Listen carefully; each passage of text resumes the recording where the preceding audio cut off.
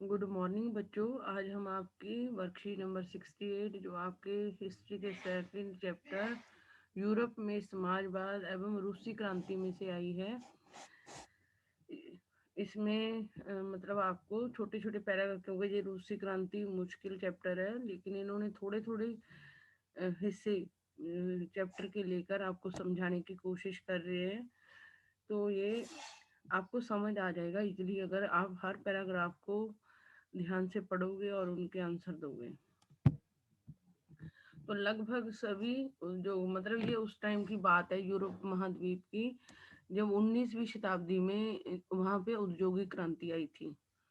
औद्योगिक क्रांति में क्या हुआ था कि वहां पे बहुत ज़्यादा उद्योग लग गए थे और उद्योगों को कच्चा माल पहुंचाने और उद्योगों का बना माल मार्केट में पहुंचाने के लिए बहुत सारे रेलवे ट्रैक्स भी बन रहे थे। मतलब रेलवे का भी विस्तार हुआ था यूरोप में।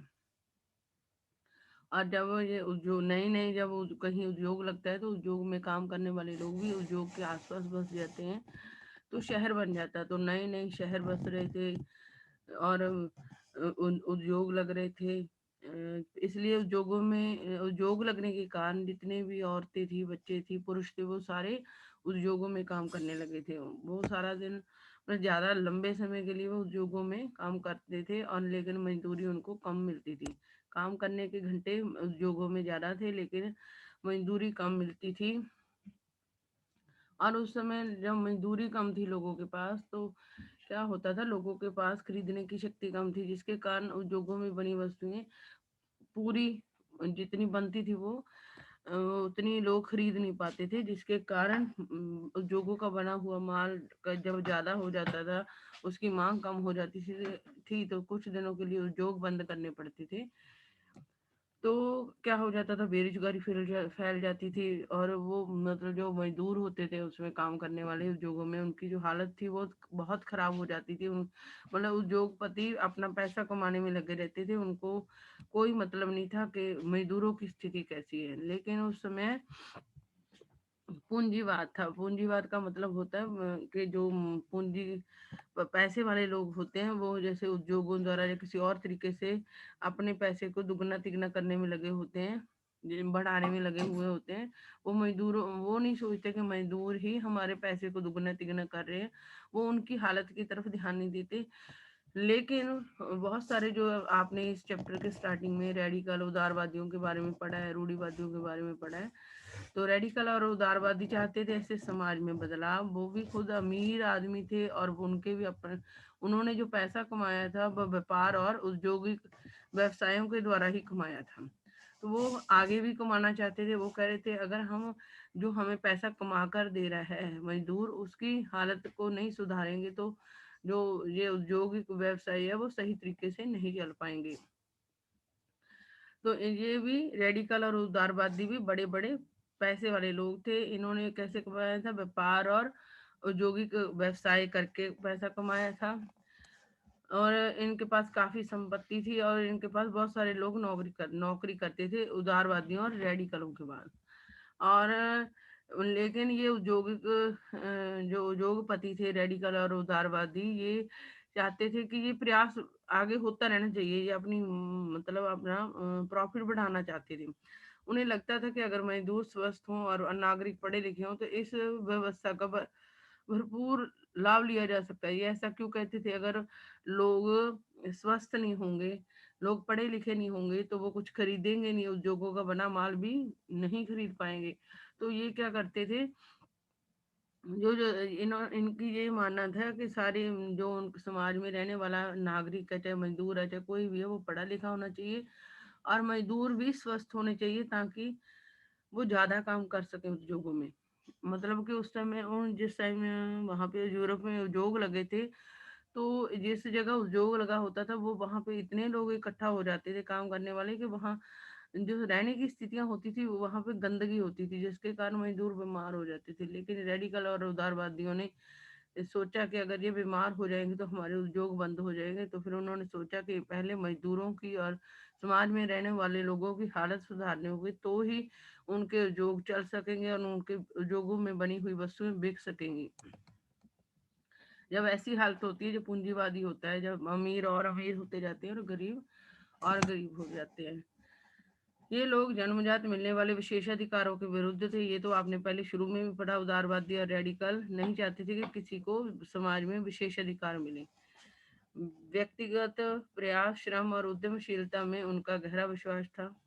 मतलब जो व्यक्ति मेहनत करता है, व्यक्तिगत प्रयास, कोशिशों में और मेहनत में और उद्यमशीलता में, जो खतरा लेके अपना पैसा लगाता है प्रॉफिट कमाने के लिए, उनका गहरा विश्वास था। उनकी मान्यता थी कि यदि हर एक को, चाहे वो अमीर है चाहे गरीब है, उसको व्यक्तिगत स्वतंत्रता दी जाए तो गरीबों को रोजगार मिले, और जिनके पास पूंजी है उन्हें बिना रोक टोक काम करने का मौका दिया जाए, तो समाज तरक्की कर सकता है। मतलब वो कहते थे अगर पैसे वालों को उद्योग वगैरह जैसे वो लगाना चाहते हैं वैसे लगाने दिया जाए, गरीबों को रोजगार मिले, तो ही समाज की तरक्की हो सकती है, जो उदारवादी और रेडिकल कहते थे। इसी कारण 19वीं सदी के शुरुआती दशकों में समाज परिवर्तन के इच्छुक बहुत सारे कामकाजी स्त्री पुरुष उदारवादी और रेडिकल समूहों व पार्टियों के इर्द गिर्द गोलबंद हो गए।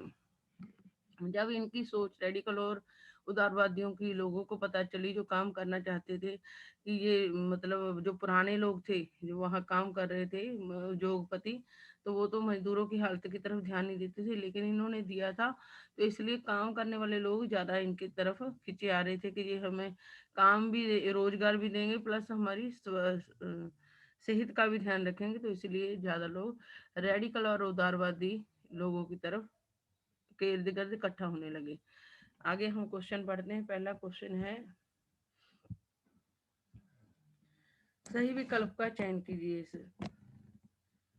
क्या है, सभी उद्योग कैसी स्थिति में थे। मतलब वो पूंजीवाद में जो उद्योग होते हैं वो सरकार नहीं लगाती, व्यक्ति लगाता है, कोई भी व्यक्ति लगा सकता है। तो ना तो उद्योग समूह मिलके लगाता था, ना ही सरकार उद्योग लगा रही थी, ना ही समाज इकट्ठा होकर लगा रहा था। तो व्यक्ति लगा रहा था, कोई भी व्यक्ति लगा सकता था। मतलब प्राइवेट था। जैसे आजकल लोग जो भी, अगर आपके फादर कोई काम करते हैं तो वो क्या है, व्यक्तिगत काम है जो प्रॉफिट कमाने के लिए किया जाता था। तो उस समय उद्योग भी कोई भी व्यक्ति लगा सकता था। तो प्राइवेटाइजेशन थी। तो उद्योग, निजी उद्योग लग रहे थे, तो निजी उद्योग में व्यक्ति ही, कोई भी व्यक्ति लगा सकता है, तो व्यक्तिगत अधिकार में उद्योग थे। इन उद्योगों के स्वामी और नौकर कौन थे। इन उद्योगों के स्वामी कौन थे, अमीर लोग, पूंजीपति लोग, अमीर लोग। इसके वो थे, मालिक थे, वो रेडिकल और उदारवादी भी कह सकते हैं। अमीर लोग उद्योगों के मालिक थे, और गरीब क्या थे, नौकर। अमीर पूंजीपति, और उनमें आप रेडिकल और वो भी डाल देना, अमीर पूंजीपति।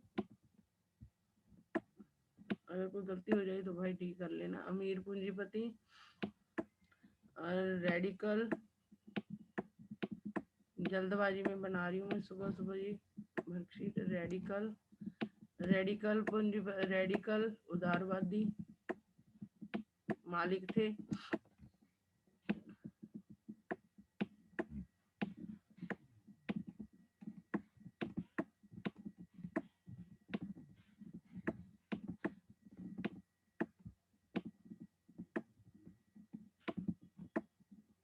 नौकर कौन था, ये अमीर, मालिक कौन था, जहाँ स्वामी कौन था, अमीर पूंजीपति, रेडिकल और उदारवादी। और गरीब कौन, नौकर कौन था, गरीब इंसान,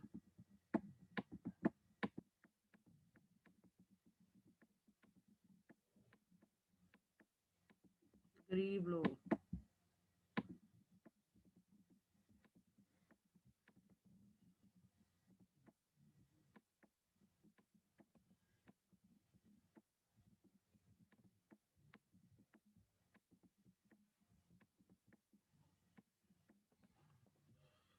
रेडिकल और उदारवादियों ने डैश के जरिए धन दौलत इकट्ठा किया था। तो ये आपके पैराग्राफ में ही है, यहाँ से।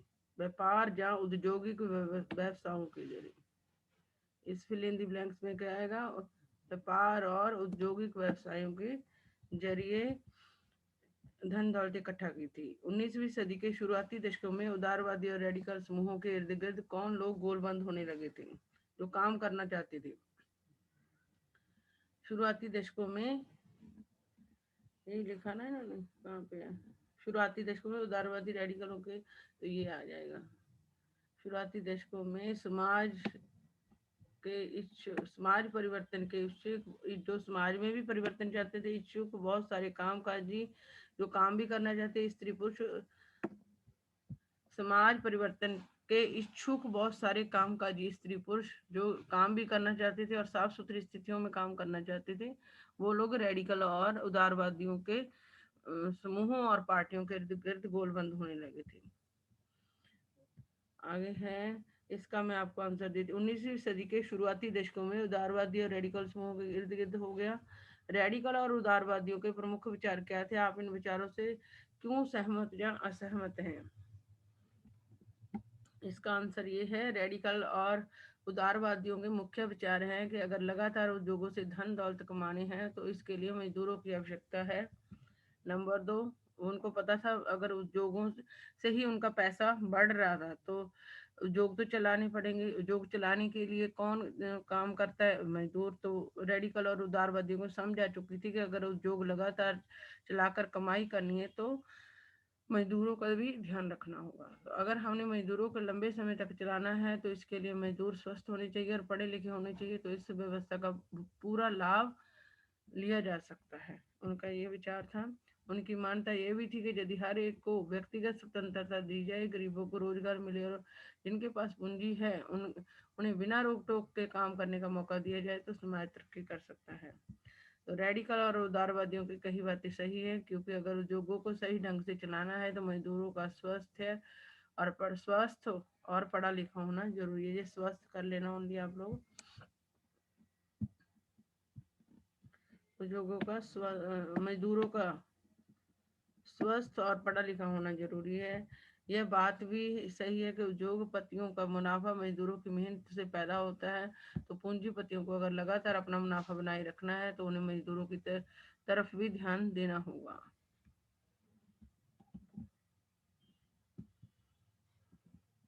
निम्नलिखित अनुच्छेद को पढ़कर नीचे लिखे प्रश्नों के उत्तर दीजिए। कार्ल मार्क्स और फ्रेडरिक एंजल्स ने इस दिशा में कई नए तर्क पेश किए थे। जैसे लेनिन थे समाजवादी, वैसे ही कार्ल मार्क्स और फ्रेडरिक एंजल्स भी समाजवादी थे, जो कहते थे कि देश की संपत्ति या समाज की संपत्ति के ऊपर सारे समाज का बराबर का हक होना चाहिए। मार्क्स का विचार था कि औद्योगिक समाज पूंजीवादी समाज है। जो औद्योगिक समाज, आपको पता है, अमीर बंदा अमीर होना चाहता है, वो नहीं सोचता कि उसके पैसे को बढ़ाने वाला कौन है। तो औद्योगिक समाज को कार्ल मार्क्स ने और एंजल्स ने क्या कहा था, ओनली मार्क्स ने क्या कहा था, औद्योगिक समाज पूंजीवादी समाज है। फैक्ट्रियों में लगी पूंजी पर पूंजीपतियों का स्वामित्व और पूंजीपतियों का मुनाफा मजदूरों की मेहनत से पैदा होता है। वो क्या कहते थे, फैक्ट्रियों में लगी पूंजी पर पूंजीपतियों का स्वामित्व है। जो बड़े बड़े पैसे वाले लोग हैं, जो फैक्ट्री के अंदर पैसा लगा हुआ, तो वो अमीर आदमी लगा सकता है, तो वो उनकी अपनी संपत्ति है। जिन्होंने पैसा लगाया उनकी वो निजी पूंजीपतियों की निजी संपत्ति है। जो भी फैक्ट्रियां हैं जो वो लगाते हैं, और पूंजीपतियों का मुनाफा मजदूरों की मेहनत से पैदा होता है। ये भी हमें पता, वो खुद तो फैक्ट्रियों में काम नहीं करते, उद्योगों में काम नहीं करते, मजदूर ही काम करते, तो उसी से उनका मुनाफा आता है। मार्क्स का निष्कर्ष था कि जब तक निजी पूंजीपति इसी तरह मुनाफे का संचय करते जाएंगे तब तक मजदूरों की स्थिति में सुधार नहीं हो सकता। और मार्क्स यही सोचते थे कि अगर जो निजी पूंजीपति है, अगर वो इसी तरह अपना मुनाफा इकट्ठा करते जाएंगे तो मजदूरों की स्थिति में कभी सुधार नहीं हो सकता। अपनी स्थिति में सुधार लाने के लिए मजदूरों को पूंजीवाद व निजी संपत्ति पर आधारित शासन को उखाड़ करे। वो तो करेंगे, पूंजीपति तो अपना प्रॉफिट इकट्ठा करेंगे, लेकिन अगर मजदूरों को पूंजीवाद व निजी संपत्ति पर आधारित शासन को उखाड़ फेंकना है, क्योंकि पूंजीवाद में या निजी संपत्ति जहाँ पे रख सकता है व्यक्ति, रखने का अधिकार होता है, वहां पर अमीर और अमीर हो जाता है, गरीब गरीब रहता है। वो उद्योगपतियों की सोच के कारण होता है कि वो ज़्यादा प्रॉफिट लेते हैं और मजदूरों को कम मजदूरी देते हैं। तो वो कह रहा, अगर मजदूरों ने इस व्यवस्था को ख़त्म करना है कि पूंजी पैसे वाला ज़्यादा पैसा कमाए और गरीब होता जाए, तो उनको खुद को आगे आना पड़ेगा। मजदूरों को मार्क्स का विश्वास था कि खुद को पूंजीवादी शोषण से मुक्त कराने के लिए मजदूरों को एक अत्यंत भिन्न किस्म का समाज बनाना होगा। उन्होंने कहा कि अगर जो पूंजीपति खुद ज़्यादा प्रॉफिट ले रहे हैं और मजदूरों को शोषण कर रहे हैं, तो उस शोषण को खत्म करने के लिए मजदूरों को एक अत्यंत अलग तरीके का समाज बनाना होगा, जिसमें सारी संपत्ति पर पूरे समाज का यानी सामाजिक नियंत्रण पर स्वामित्व होगा। मतलब उन्होंने कहा कि जहाँ पर मजदूर का शोषण हो रहा है, उस चीज को उन्होंने खत्म करना है, तो उनको आगे आना होगा, ऐसा समाज बनाना होगा जिसमें सारी संपत्ति पर पूरे समाज का स्वामित्व होगा, जब पूरा समाज उसका मालिक होगा। उन्होंने भविष्य के इस समाज को और वो कह रहे थे अगर मजदूर ऐसा समाज बना लेते हैं तो वो ऐसा समाज साम्यवादी समाज या कम्युनिस्ट समाज होगा का नाम दिया था कार्ल मार्क्स ने। जो जिस जिस समाज में सारे लोगों का ही संपत्ति पर बराबर का अधिकार होगा, उस समाज को कार्ल मार्क्स ने साम्यवादी समाज का नाम दिया है। मार्क्स को विश्वास था कि पूंजीपतियों के साथ होने वाले संघर्ष में जीत अंततः मजदूरों की ही होगी। वो सोचते थे अगर मजदूर अपने शोषण के विरुद्ध आवाज उठाएंगे तो उस जो पूंजीपति कर रहे हैं उनका शोषण, तो अंततः जीत किसी होगी, मजदूरों की होगी। उनकी राय में कम्युनिस्ट समाज ही भविष्य का समाज होगा। और आने वाले समय में वो कह रहे थे अगर मजदूर इस अपने पूंजीपति शोषण करने वालों के विरुद्ध आवाज उठा लेते हैं, तो आने वाले समाज में कम्युनिस्ट समाज ही भविष्य का समाज होगा। आगे पढ़ते एक स्थान भरिए। मार्क्स का विचार था कि औद्योगिक समाज कौन सा समाज है? पूंजीवादी समाज है। यही लिख देना आपने। औद्योगिक समाज कैसा समाज है? पूंजीवादी।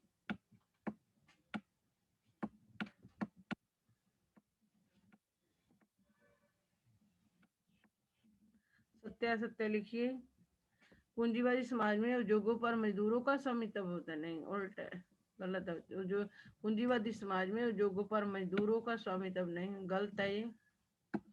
पूंजीपतियों का वो होता है, पूंजीपति स्वामी होते हैं, पूंजीपति, गलत है। पूंजीपति स्वामी होते हैं, तो ये गलत है, असत्य है।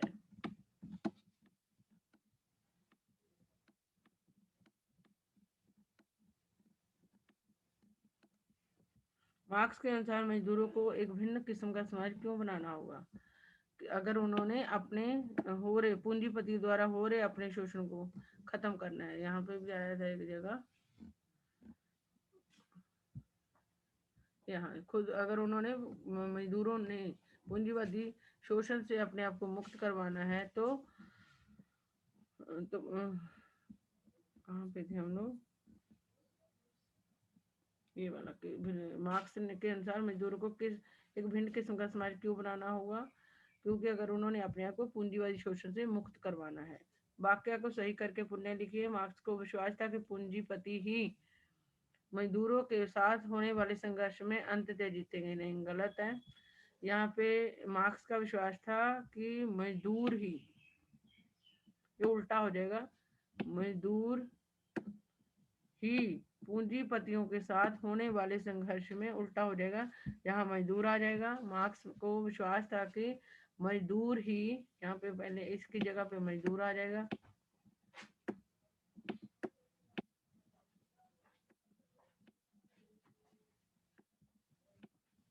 मजदूर ही पूंजी, यहाँ पे आ जाएगा पूंजीपति, पूंजीपतियों के साथ होने वाले संघर्ष में जीतेंगे।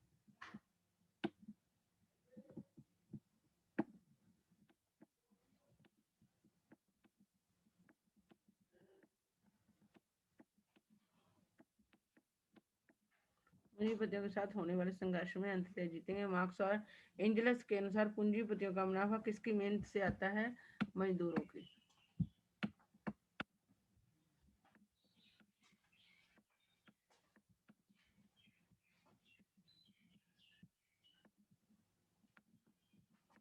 समझ लेना बच्चों, थोड़ा वो लिखा गया मेरे से।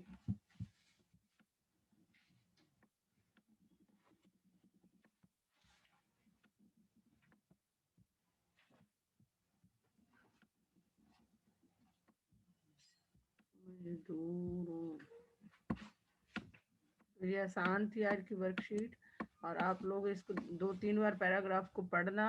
अगर ये चीज़ें जो आज की लास्ट पैराग्राफ और स्टार्टिंग पैराग्राफ में आई हैं, वो चीज़ें आपके दिमाग में बैठ जाती हैं, पूंजीवादी पूंजीवाद क्या होता है, कार्ल मार्क्स और एंजल्स के विचार क्या थे, कौन कौन समाजवादी था, कौन कौन पूंजीपति दिमाग का था, तो आपको ये चैप्टर भी समझ आ जाएगा और वर्कशीट भी समझ आएगी।